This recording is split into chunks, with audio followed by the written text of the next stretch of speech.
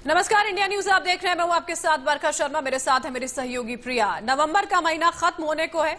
दिल्ली सहित देश के पूर्वी हिस्से में सर्दियों ने दस्तक दे दी है।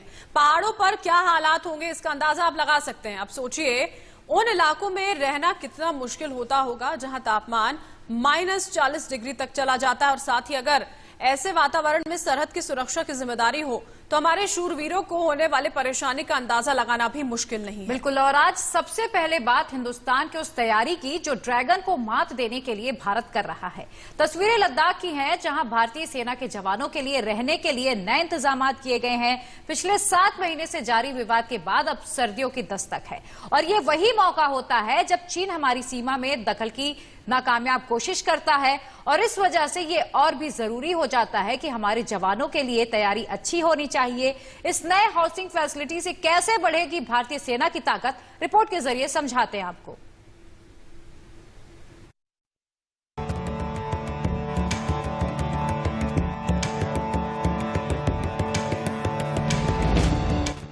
बर्फ की चादर ओढ़े जिन इलाकों में सांस तक लेना मुश्किल हो जाता है, उन इलाकों में हमारे जवान पूरी मुस्तैदी के साथ ड्रैगन के सामने डटे रहते हैं।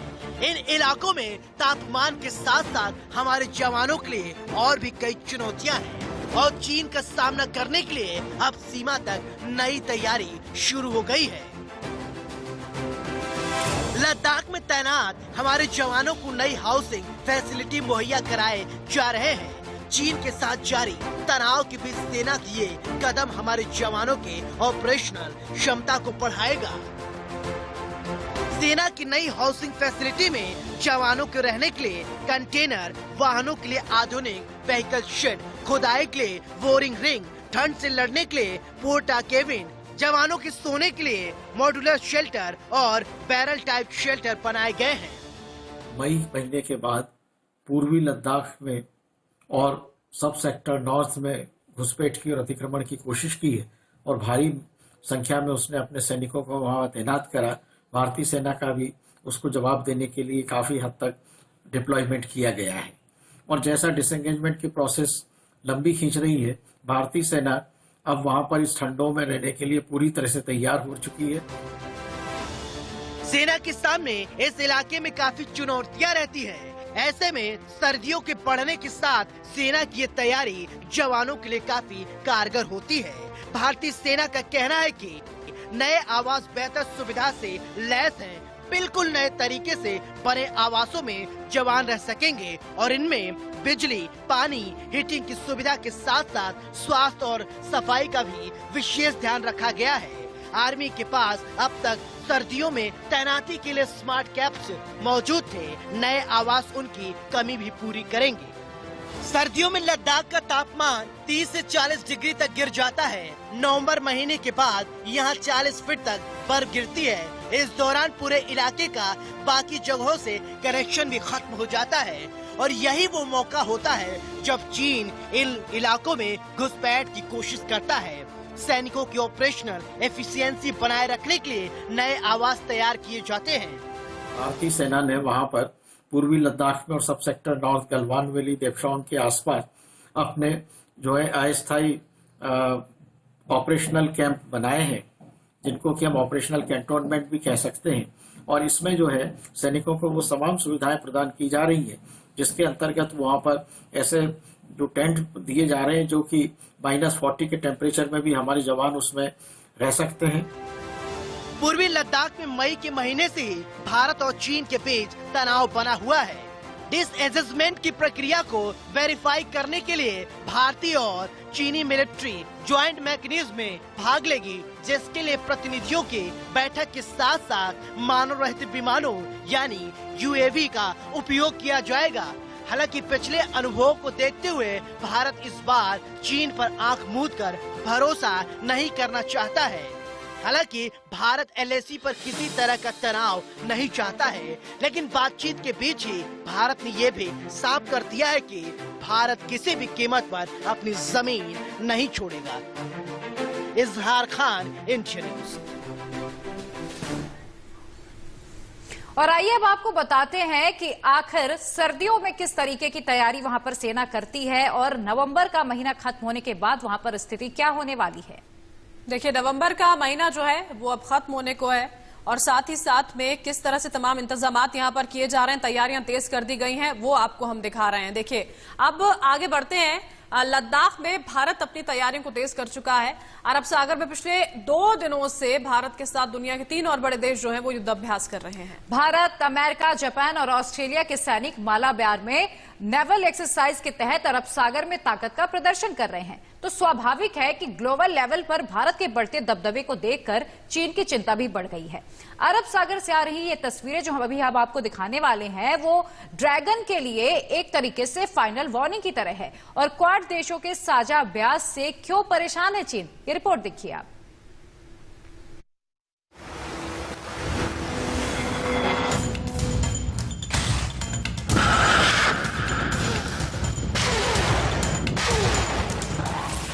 क्वाड देशों की ताकत, चीन की बढ़ी टेंशन।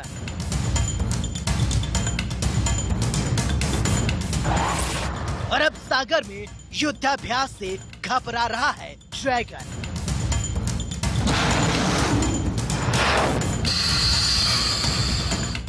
नीले समंदर में 4 ताकतवर देशों की ये जंगी जहाज चुनौती है विस्तारवाद चीन को, जो अपनी हरकतों से बाज नहीं आ रहा है।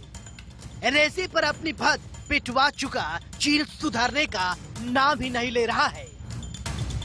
अरब सागर में क्वाड देशों का मालाबार युद्धाभ्यास ड्रैगन की अब तक की सबसे बड़ी घेराबंदी है, जिसे भेदना चीन के बस की बात नहीं है। क्वाड देशों अर्थात अमेरिका, जापान, ऑस्ट्रेलिया और भारत लगातार जो है वो नेवल ऑपरेशंस को बढ़ाने के लिए एक्सरसाइज कर रहे हैं। और इसी संदर्भ में Asia Pacific region, South China Sea में एक्सरसाइज हुई थी। अब उसके बाद में हिंद महासागर के दोनों क्षेत्रों, बंगाल की खाड़ी और अरब सागर में मालाबार एक्सरसाइज चल रही हैं। मालाबार एक्सरसाइज का फेज 1 जो है बंगाल की खाड़ी क्षेत्र में 3 से 6 नवंबर के बीच में हुआ था, जिसमें कि चारों देशों की नेवी ने एक बेहतरीन कोऑर्डिनेशन और जो डिस्प्ले होते हैं नई तकनीक के, उन सबका काफी अच्छा प्रदर्शन हुआ था।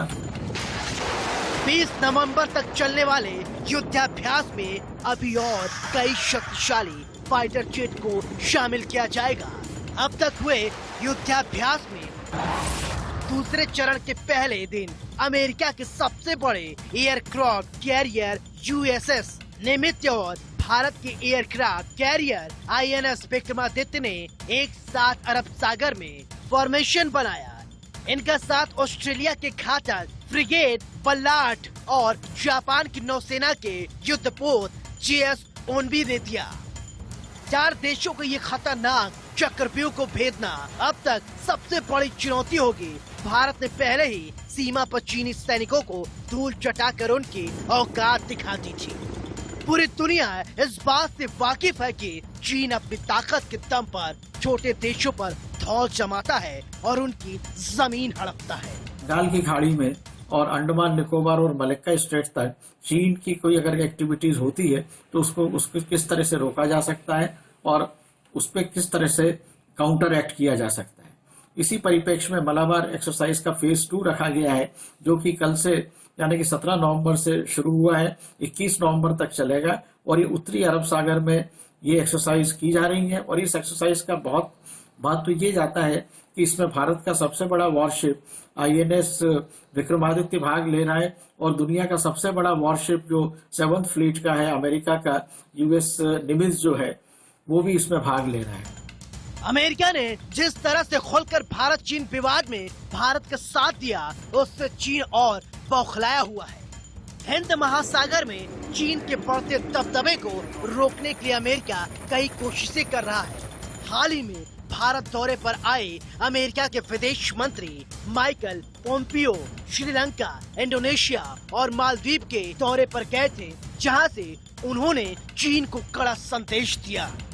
चीन जमीन और समुद्र में दूसरे देशों की संप्रभुता का लगातार उल्लंघन कर रहा है। चीन की कम्युनिस्ट पार्टी एक शिकारी की तरह है, जबकि अमेरिका एक दोस्त और सहयोगी के रूप में है। अमेरिका श्रीलंका के साथ अपनी साझेदारी को लोकतांत्रिक मूल्यों के तहत आगे ले जाना चाहता है, जबकि चीन के मंसूबे कुछ और ही हैं। चीन की नीति निवेश के दम पर छोटे देशों को अपने साथ लाने और फिर उनकी जमीन कब्जाने की रहती है, और चीन पाकिस्तान के साथ अब कुछ ऐसा ही कर रहा है। लेकिन दुनिया की सबसे बड़ी ताकतों के साथ आने से चीन के लिए अपने मंसूबों में कामयाब होना लगभग असंभव है। इजहार अली, इंडिया न्यूज। और अब बात पाकिस्तान की करते हैं, जहां पर इस वक्त हालात बेहद खराब हैं। दरअसल पाकिस्तान के आवाम में इमरान खान के लिए गुस्सा बेहद ज्यादा है। बिल्कुल, और पाकिस्तान में बढ़ती बेरोजगारी और महंगाई ने इमरान के लिए मुसीबत और ज्यादा बढ़ा दी है। साथ ही इमरान की सत्ता जाते देख पाक आर्मी और आईएसआई की बेचैनी भी बढ़ गई है। रिपोर्ट देखिए।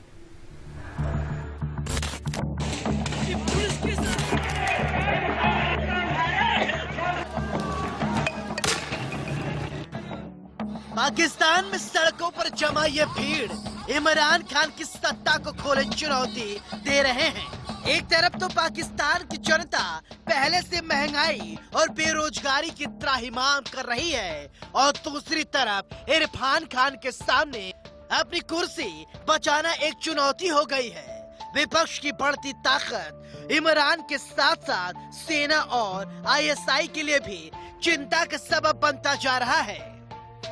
हाल ही के महीनों में जिस तरह से पाकिस्तान की 11 प्रमुख विपक्षी पार्टियां प्रधानमंत्री इमरान खान, आर्मी और आईएसआई के खिलाफ लामबंद हुई हैं, वो एक बहुत ही आश्चर्यजनक, असाधारण घटना है पाकिस्तान के इतिहास में।